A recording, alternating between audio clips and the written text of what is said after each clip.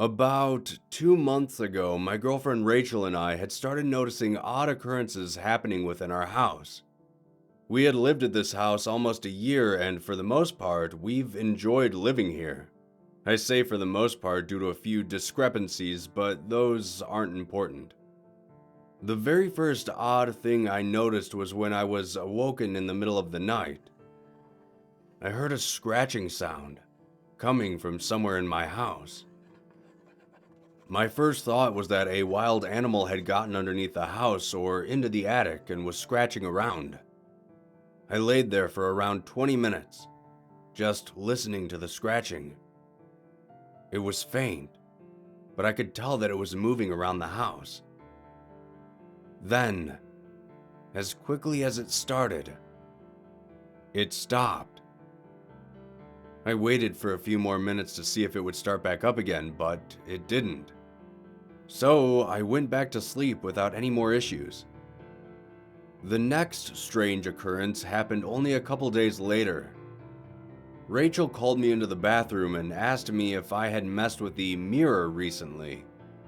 I told her that I hadn't and asked her why. She had just gotten out of the shower and pointed to the fogged up mirror. Two large handprints were fogged into the smooth surface. I tried to think if I had touched the mirror at all recently, but I couldn't for the life of me remember. The last occurrence happened not long after that.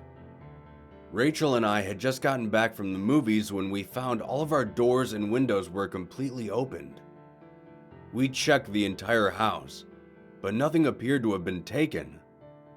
Another strange detail that I noticed was that none of the entries appeared to have been forced open, though I was positive I had locked up the entire house before we left.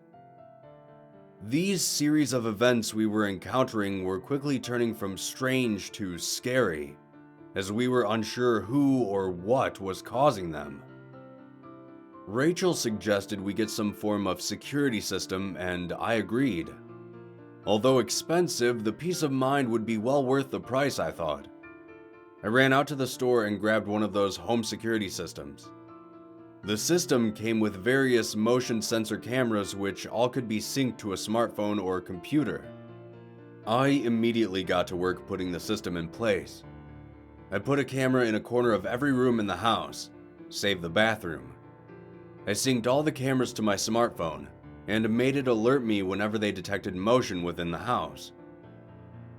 2 full days had passed since I set up the security, and I was surprised to find that my system hadn't gone off a single time. I found myself sitting there at the tail end of my work shift on the 3rd day, thumbing through my phone, checking the security. Nothing seemed to be amiss. I wasn't sure what to think by this point. Maybe somebody had broken into our house, didn't find anything of great value, and left.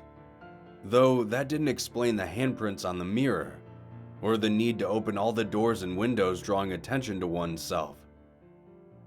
The days came and went.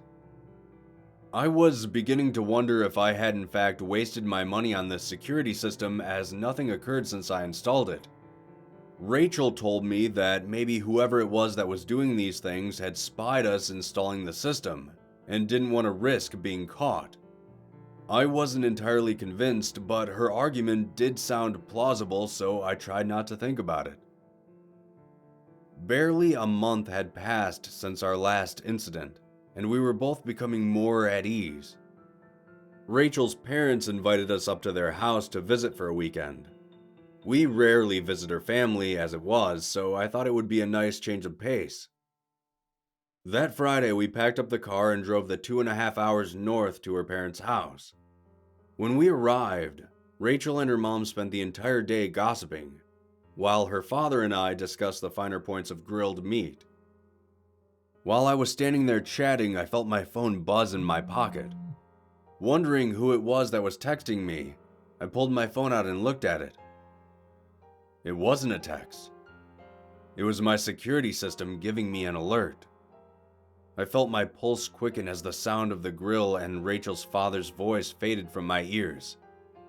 I opened the app and the camera filled my screen. I looked around for any sign of the disturbance, but there wasn't any. The alert clearly said movement detected, though there wasn't anything out of place. I quickly thumbed through the other cameras and all of them were normal. I thought perhaps there was something wrong with the software or even the sensors. I put my phone back in my pocket and disregarded it. That night, after Rachel and I went to bed, I was awoken at 2 a.m. to my phone buzzing lightly on the nightstand. I felt my eyes barely crack open as I pawed around for my phone. My hand finally found it and I pulled the small screen to my face. There was another security alert. With one eye closed and the other opened about as wide as a needle, I selected the app.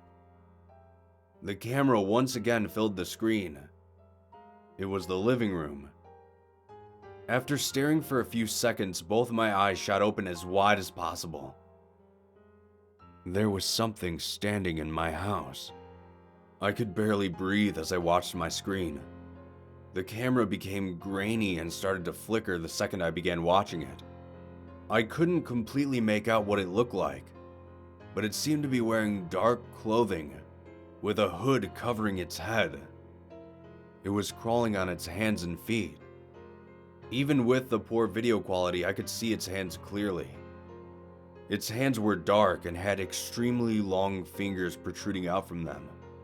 It was like ink spilling out in lines each time it set its hand down.